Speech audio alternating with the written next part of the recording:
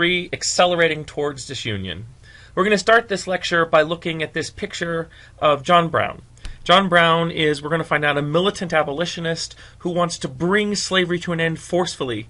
And so the artist, I think, captures this. You can see this gleam in his eye. Some might call it a crazy gleam in his eye. And he's there with the Bible in one hand and a gun in the other, and he's leading America to end slavery and also causing the Civil War. So John Brown will be a prominent figure in today's lecture. So let's start off with Uncle Tom's Cabin. Now, all of these events we're going to talk about today are in the 1850s, a very tumultuous decade for American history. We're going to start off with Harriet Beecher Stowe. Harriet Beecher Stowe, as you see in the picture there, she is a female novelist. She's from Massachusetts, and she comes from a prominent abolitionist family whose dad, Henry Ward Beecher, is a preacher who was known for his harsh, stringent, militant abolitionist attitudes. Now, when she was a young woman, Harriet Beecher Stowe decided to go on a trip. She was going to go down along the Ohio and then Mississippi River on a steamboat. And while she was on this trip, she had an event that became a life-changing moment. She saw a slave trader separating an African-American woman, a slave, from her child, and she was traumatized by the event. And so she claims that God told her that she had to write a book about her experiences. So that's why she writes Uncle Tom's Cabin, the name of her book. So the purpose of her writing the book is to try to empower people to feel angry about the institution of slavery. She, simply put, wants to make more and more people become abolitionists. She does this by focusing on two main characters in the book. One is Uncle Tom, that you see on the left-hand side. Uncle Tom is this old slave who is sold by his owner to go further down south, being sold downriver to work on a harsher plantation. He is a slave who was always doing what his owner tells him. He's kind of this grandfatherly figure. And so he goes down south, and on the way, he is sold to an evil slave master named Simon Legree that you see in the picture here. And Simon Legree is supposed to represent southern plantation owners. He beats Uncle Tom to death. Now, the reason she employs this tactic, and the reason she thinks a novel is going to help the abolition movement grow, is if you've ever read a really good book, a page-turner that you can't put down, you start to identify with the characters. You start to feel what they feel. You start to see what they see in the book. And so by doing this, by having African Americans as the central figures in the book, she's showing audiences of the North that African Americans are people, that they have feelings, and you should identify with them. And this, of course, we'll see in a few slides, has a tremendous impact on the abolition movement up north. The other main character in the book is Eliza. Eliza is also a slave on the same plantation as Uncle Tom, and she also is going to get sold downriver to the south. But she had just had a baby, and she doesn't want to be separated from her child, and so she decides to run away. And as you can see in the picture, it's the wintertime, and there's this very dramatic scene in the book where she is hopping from iceberg to iceberg across the Ohio River, being chased by slave catchers and hounds nipping at her heels, and she makes it to freedom from slavery. And so once again, the audience begins to root for her, and they start to see slavery through a slave's eyes, which of course creates success for the abolition movement. So before we talk about how successful the book was, let's talk about why the book was such a success. At the time, it's the right book at the right time. America is just emerging from its second Great Awakening, and so there's fertile ground for this book. People are interested in reforming society.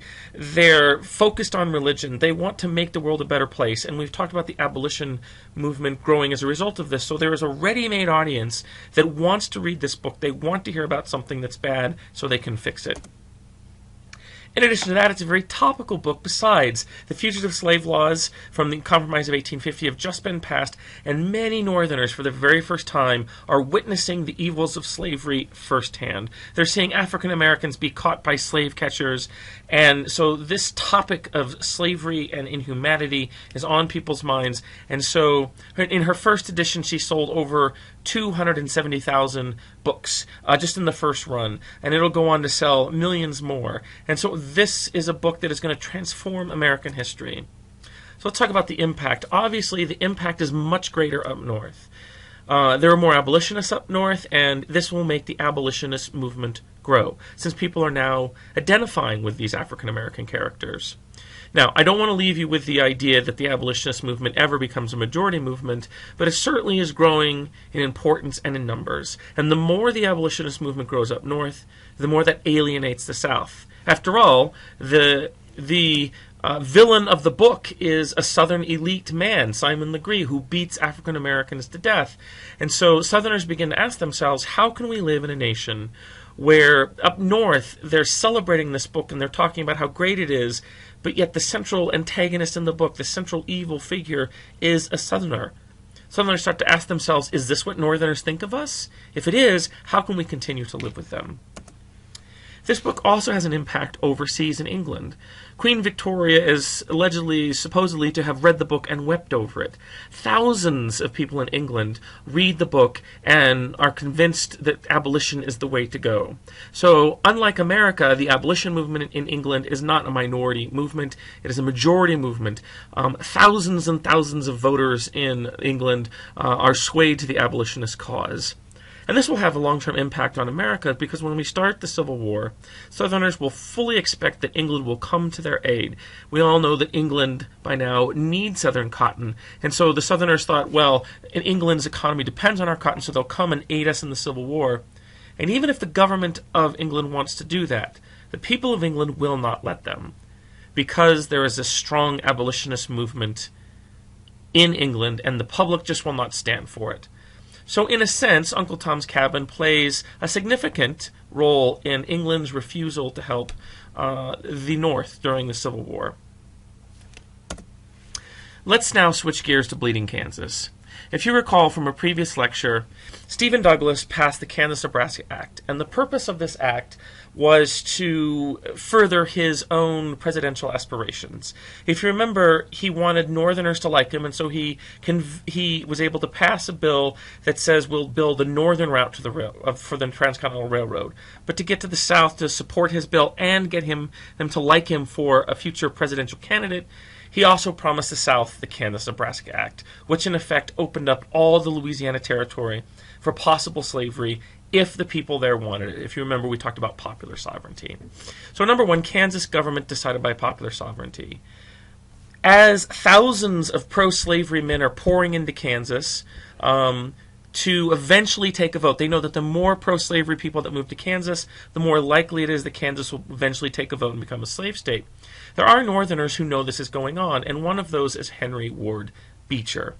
We've met both of his daughters, Catherine Beecher and Harriet Beecher Stowe, and I talked to you about this a little bit previously. Henry Ward Beecher is a radical militant abolitionist, and he commands his congregation. He tells them, you must go down to Kansas, and you must bring your Bible, and you must bring your gun, and it is your job to kill pro-slavery men and ensure that slavery does not spread to Kansas.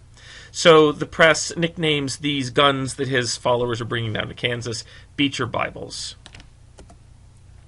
Another example of this growing sectionalism over Kansas and anger is we have a man named John Brown. We see him in the picture. I talked about him at the first slide. He and his sons become dedicated, again, militant abolitionists.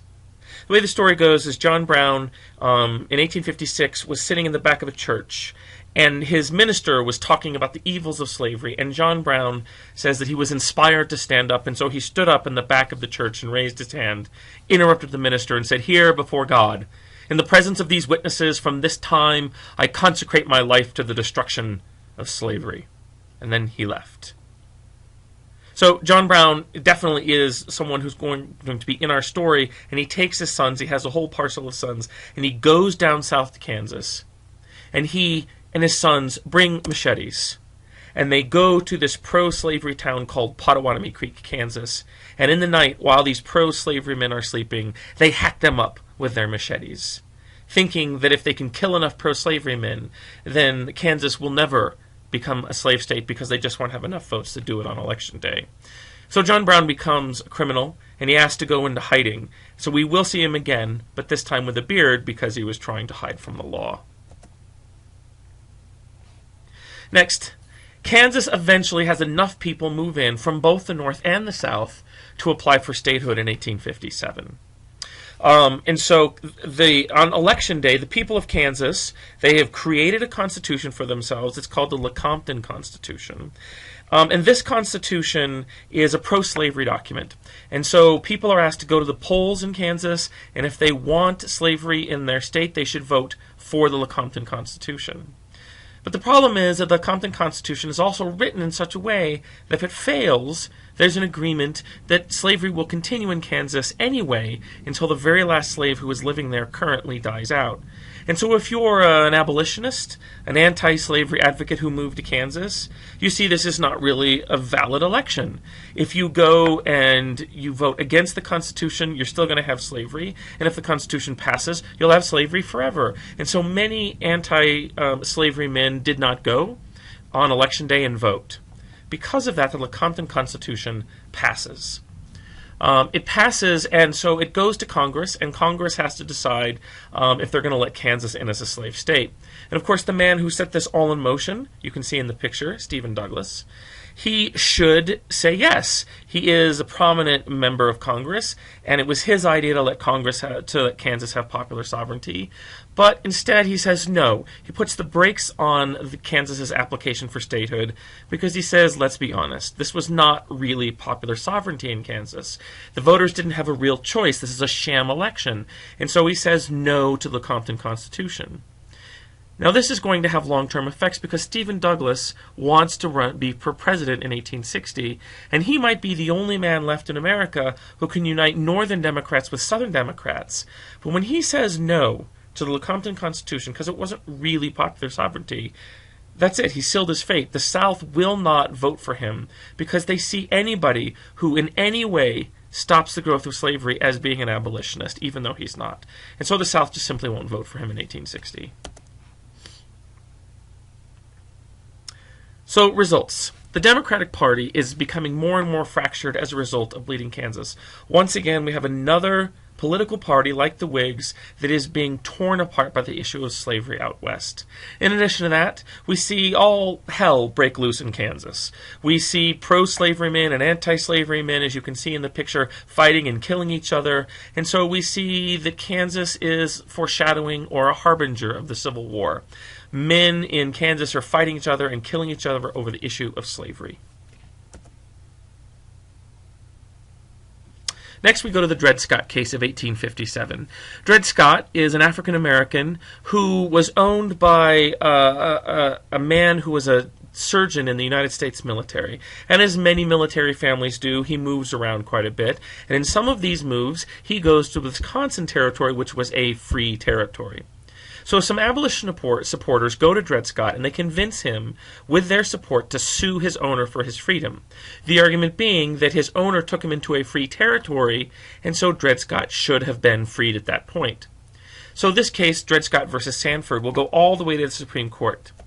Now the Supreme Court is headed by a guy by the name of Roger B. Taney, or Taney. You can see him in the picture. He's the Chief Justice of the Supreme Court, and he rules in his majority decision that a black man had no rights that a white man was bound to respect. So here we have the Chief Justice of the United States Supreme Court saying that not only can Dred Scott not win this case, but he can't win this case because African Americans, according to the Supreme Court, are not people, they're not citizens, and so they cannot sue for their freedom. But this has much broader implications. This is so much the case when we talk about the Supreme Court. So you can see in the picture, because of this case, by saying that slaves are not people and are not citizens, he is saying that no government, whether it be national government or popular sovereignty vote, can bar people from owning slaves. If slaves are property, then the government cannot take away your property. And so that means that all previous compromises, the Missouri Compromise, the Compromise of 1850, popular sovereignty, all of those are void. Governments cannot in America pass a law, make a government that can take away people's property. And so this leads to the expansion of slavery into all territories. A huge victory for the pro-Southern side. Now, let's talk about the Lincoln-Douglas debates.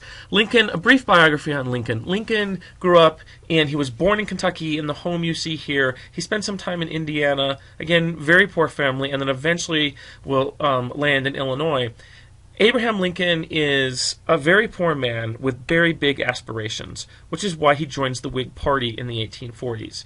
The Whig Party, if you recall, is a party that's pro-business, pro-internal improvements, pro-strong government, and Lincoln believes that all of these things are necessary if people like him are going to be able to go from rags to riches. He believes in self-help ideology, and the only way to do that is to promote business, to build internal improvements, to give men in poor parts of America the opportunity to improve themselves. He doesn't believe in the Democratic Party because even though it's supposed to be the party of the common man, he sees it as too controlled by Southern elite, Southern plantation owners. That brings us to slavery. Abraham Lincoln is the first to say that he is not an abolitionist. He does not like slavery, but he doesn't believe that America can stop slavery where it already exists. He believes that that would lead to civil war, and he loves America. He doesn't want to force the issue of civil war, which he believes the abolitionists are doing. So his stance is that slavery is bad, we shouldn't let it expand, but certainly we shouldn't attack it where it is because that would destroy America. Now, if you remember from a previous lecture, again, he was in politics for a while. He even went to Congress, but he only served one term because of his spot resolution. He was seen as unpatriotic, and so he decided, I'm just going to give up politics. What got him back in politics is the passage of the Kansas-Nebraska Act. He saw that that was a betrayal of the Missouri Compromise. It's an example of the slaveocracy spreading, of the institution of slavery spreading, and the power of the elite spreading in America, and so that gets him back into politics. So in 1858, he runs for the United States Senate in Illinois. You can see he's the man standing up in the picture, and just to Lincoln's right or left, sitting down, is Stephen Douglas. So Stephen Douglas and Abraham Lincoln in 1858 are campaigning both for the same Senate seat. Stephen Douglas is a Democrat, Abraham Lincoln is a Republican. Now there is a whole series of these Lincoln-Douglas debates where they debate each other about the issues of the day, and Lincoln up to this point was fairly unknown in America. But because of these speeches, because they were addressing eloquently the issues of the day, of the late 1850s, newspapers began to print these speeches, and he became a well-known national figure. Now, one of these debates was in Freeport, Illinois. It was called the Freeport Doctrine. And at this debate, Lincoln asked Stephen Douglas, he said, Stephen Douglas, you always say you're for popular sovereignty. If that's so, how do you feel about the recent Dred Scott decision? So he has kind of cornered Stephen Douglas here. Stephen Douglas is pressed to give an answer, and Stephen Douglas, Mr. Popular Sovereignty, says, I am always for popular sovereignty. He says, I don't care what the Supreme Court says. Stephen Douglas believes that the common man in the place where the slavery is should always decide. Well, this Freeport Doctrine, as we've just described, certainly doesn't help Lincoln get elected to the Senate, but what it does do is it does bar Stephen Douglas from getting elected president in 2 more years when he runs for the presidency. Because now twice Stephen Douglas has come out against slavery by saying no to the Lecompton Constitution, and now by saying that he doesn't support the Dred Scott decision. He always believed in popular sovereignty, the Freeport Doctrine. We see that he is certainly not going to be supported by the South now because the South views him as somebody who's against the extension of slavery. And so the result of this is the Democratic Party is quickly splitting. And Stephen Douglas's presidential hopes are going away. We now have 2 wings of the Democratic Party. We have Northerners, we have Southerners, and there doesn't seem to be a man that they can both agree on. Harper's Ferry, 1859. Perhaps one of the most influential causes and events leading up to the Civil War. Once again, it involves our friend John Brown. There he is, after he's grown a beard to disguise himself. John Brown is a militant abolitionist, which means he believes that we should end slavery now, but with physical violence.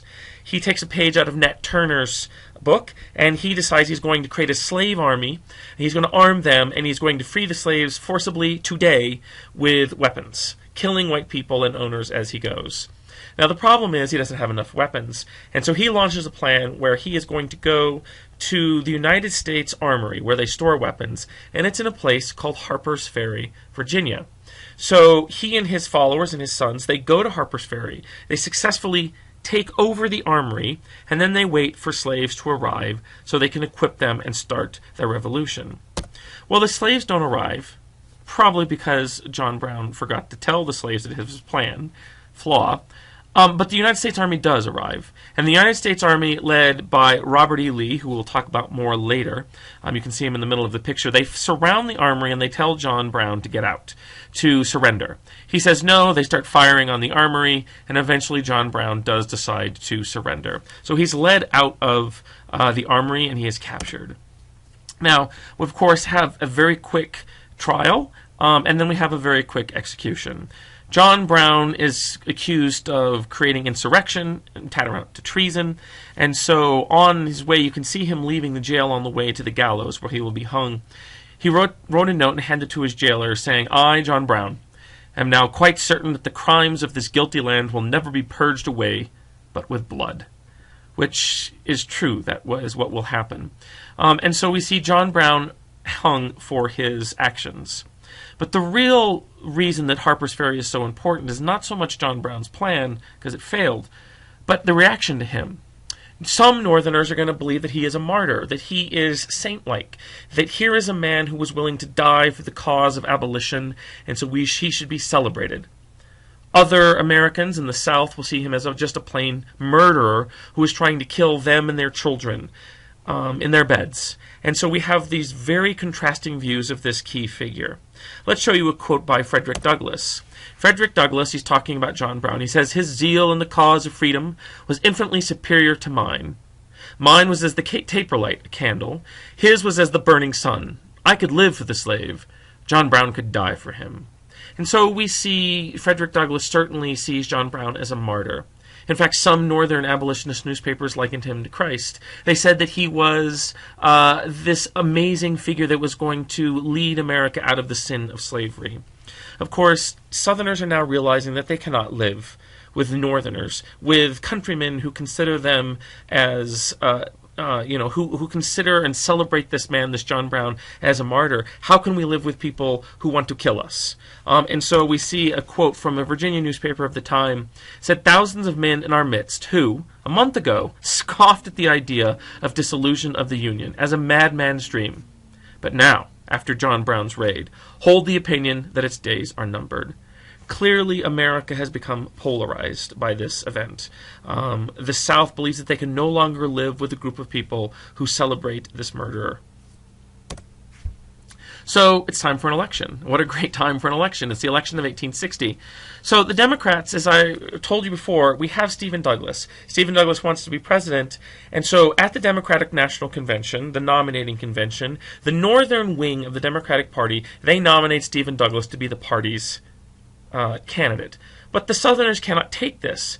When he said no to the Compton Constitution and when he issued his Freeport Doctrine saying that he didn't believe in the Dred Scott case, we see that the Southerners just simply can't have him. And so the Southerners get up and leave the Democratic Party and form their own Democratic Party. Now we have two Democratic parties, a Northern Democratic Party and a Southern Democratic Party. The Southerners choose a radical named John C. Breckinridge.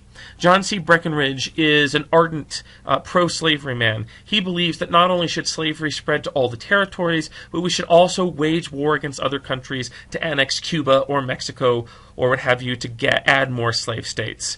And so we certainly see John C. Breckinridge as not a figure who's willing to compromise on the issue of slavery. The next party we see a third party emerge. It's the Constitution Union Party.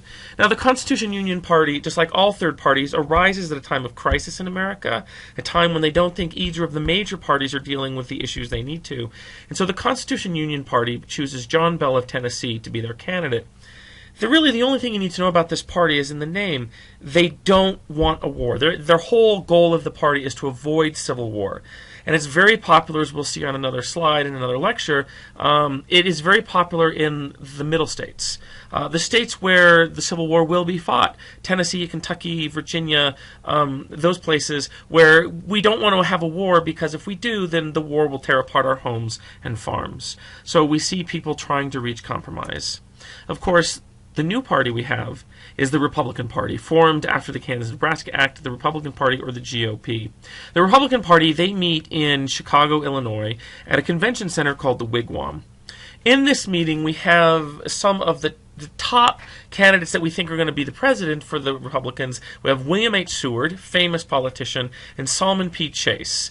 And so we see these two guys, and everybody thinks that the Republicans are going to choose one of these two. Abraham Lincoln is a very distant third or fourth possibility for the Republicans to choose, but it was fortuitous that it was in Illinois.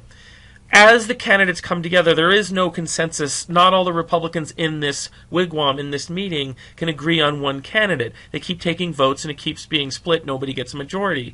But Lincoln and his supporters have printed fraudulent tickets to the event, and they pack the house with Lincoln fans who start chanting Lincoln's name. And they start working the crowd, trying to convince people that were going to vote for Seward or going to vote for Chase to vote for Lincoln. And the momentum just builds, and before you know it, Lincoln comes out of nowhere, and his supporters are able to get enough votes for the Republican Party to choose Lincoln as the Republican candidate for president. So let's take a look at the Republican Party's platform. What are they for? Well, the first thing that they say is that they don't want the extension of slavery. They are not abolitionists. Lincoln and the Republican Party say that wherever slavery is, in pink color on this map, it is fine to stay. We are not going to touch slavery. We just don't want it to extend to the territories. So this sounds very similar to the Free Soil Party, which, of course, the Republican Party will take over or consume. This is very popular with, of course, Northerners, as we'll talk about in a minute. The next thing the Republican Party believes in is they're very pro-business, and so they promote tariffs, not just tariffs, but high tariffs, which makes them popular in the Northeast among businessmen. They want to develop the American economy. Next, they want to protect immigrant rights, and the reason they say this is because traditionally the Democratic Party has been able to take Northern votes, who are those Irish immigrants, away from parties up north. But the Republican Party realizes if they can get this new and growing segment of the population, we might be able to sweep the North. We might be able to get all the northern states to vote Republican. Next, they say that we will support a transcontinental railroad. Of course, this makes California and Oregon happy. They want a transcontinental railroad. This makes farmers happy. They want to be able to get out west. And they also promise free land. This is something that's going to be called the Homestead Act. For a while now, Republicans or Whigs have been trying to get the government to pass a land that gives away free land or nearly free land out west. The South has always blocked this. Southern plantation owners don't want this because if the land is free, then the northern farmers will be able to go out west and get it all. They want it to cost money, and so the only people that get the best land would be southern rich plantation owners. And so who are Republicans? Well, certainly they're former free soilers, like I talked about. They are businessmen because they're attracted by high tariffs. They are going to be some Irish immigrants up north because the Republicans promised to protect immigrants. And of course, the bulk of the Republican Party is made up of farmers who like that free land and transcontinental railroad and the no extension of slavery. But what about abolitionists? Abolitionists will join the Republican Party because they've tried going it alone. They tried creating the Liberty Party, but that didn't get them anywhere, and so they thought, well, if we can't have our own party, let's join a major one, and maybe we'll have some input on what happens if we get elected. Now, the Republican Party really doesn't want the abolitionists in their party because they want to make it clear they're not abolitionists. People view abolitionists as radical, and the Republicans think this will cost them votes if they're associated with the abolitionists. But sometimes you can't say who joins your party, and so the abolitionists join anyway. So the returns. What we see here is this is the election returns from 1860, and clearly Abraham Lincoln and the Republican Party win the North. Their strategy to get northern votes wins. Of course, you see John C. Breckinridge getting the solid South. And then we see the Constitution Union Party, as we had talked about, is strong in the middle, where people are trying to avoid war.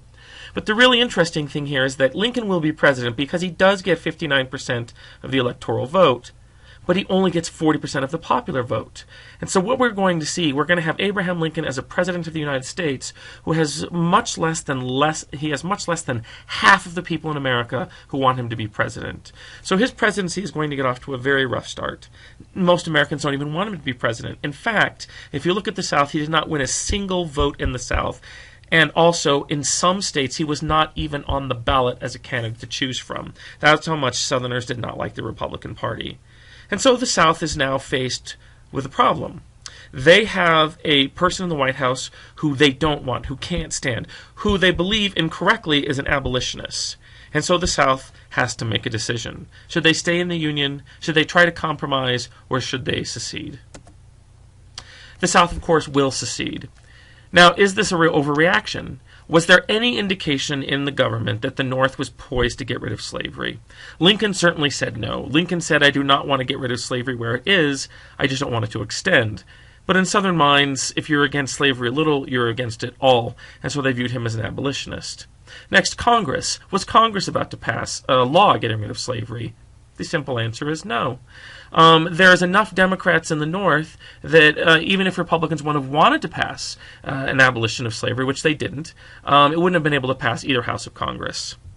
But let's say that happened. Let's say that Congress does pass it. The Supreme Court would strike it down. The Supreme Court, clearly as shown in the Dred Scott case, is for protecting slavery. They're not going to let slavery be taken away. And last, but certainly not least, is the Constitution. Nowhere in the Constitution does it say that we can get rid of slavery. The Supreme Court is interpreting that the Constitution protects slavery. And in fact, the Constitution does. It says that slavery can exist and we will count them as 3/5 of a person. So the South did overreact. There is no indication in 1860 that the United States government was about to stop slavery where it currently existed. But the South secedes anyway. So Southern secession, 1860 to 1861. Of course, South Carolina is the first state to lead the secession movement, as we can see that they're always on the verge, whether it was the nullification crisis or now. And so we call people who in the South who want to promote secession fire eaters. They try to convince everybody else that secession is a good way to go. And so we see these states secede right after Lincoln is elected in protest of his election. What you notice about these states is they're all from the deep South. They're heavily dependent on cotton production, what we call in the Black Belt of the South. And so these states are the most concerned about slavery being wiped out because it would destroy their economy. And so we have 7 states secede. Then, if you look at the map there, in the map on the bottom right-hand corner, they're all the yellow states. But it's not all of the southern states. The states in brown and the states in green are southern slave-owning states that have not seceded. And in 1860, right after these first 7 go, there's the big question. What will happen to Virginia, North Carolina, Tennessee, Arkansas, Missouri, Kentucky, Maryland, Delaware? Will they follow their southern brethren and go or not? The nation is waiting.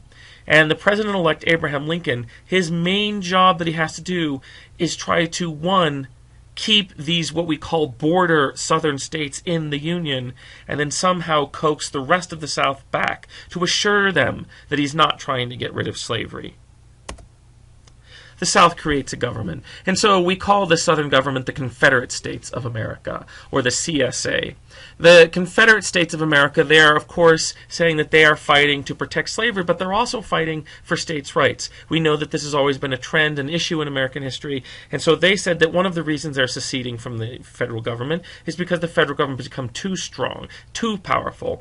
And so, just like after the Articles of Confederation, or during the Articles of Confederation, the Southern government that has now rebelled sets up a very weak central government that has power going all to the states, as we can see in the diagram. So this is going to make for a very ineffective government that will have no hope of winning the Civil War. There is just no coordination that the president, you can see right there, his name is Jefferson Davis, he doesn't have the authority in many cases to bring the South together to help fight the Civil War. Arkansas, Georgia, Florida, they can all do what they want and just ignore him because it is a confederation. What does President James Buchanan do in this crisis? He's the outgoing president. He is what we call a lame duck. We've had the election, so it's November, and the new President Lincoln will take over in March. And so from November to March is called the lame duck period. And what does the outgoing president do? And you can see on the slide, he does nothing. He doesn't feel he has the authority. He feels that America wants Lincoln to do something or other politicians to do something, but not him. He's the outgoing president, and so he does nothing in the midst of all of these states seceding and the Upper South trying to decide what to do. He doesn't raise an army. He doesn't force the South back in. He doesn't try to create some kind of compromise. He just sits tight. There is, of course, people who will try to create compromise, and one of them is a guy by the name of Crittenden. The Crittenden Compromise is this last-ditch attempt by the people of Congress to avoid a civil war. And so he proposes this. He said, look, let's end this. He says this in Congress. He says, let's end this debate about slavery out west once and for all. Let's not fight about it, for goodness sakes. This is going to be destructive to the Union. South, come back. Sign this compromise. What we'll do is we'll resurrect the Missouri Compromise, that 3630 line, and we'll take the 3630 line all the way across America, from Missouri to the California border. All the land that is south of that will be slave. No questions asked, no popular sovereignty. It will be slave. All the line north of it will be free. And that was his compromise. So people look to the outgoing president. He says nothing on the issue. They look to Lincoln about it. Will Lincoln support it? And Lincoln says no. He says it would amount to a perpetual covenant of war against every people, tribe, and state owning a foot of land between here and Tierra del Fuego, the tip of South America. Abraham Lincoln does not want slavery to extend, and so he believes that this compromise would encourage the South and the United States government to fight future wars against Mexico or Cuba or Brazil even, Nicaragua, in their quest to add more slave states. And so he doesn't believe that this is the right thing to do. He doesn't want more wars for slavery, and he certainly doesn't want slavery to expand. So we're left with this Crittenden Compromise going nowhere. As we get closer to Lincoln taking office, America gets closer to civil war.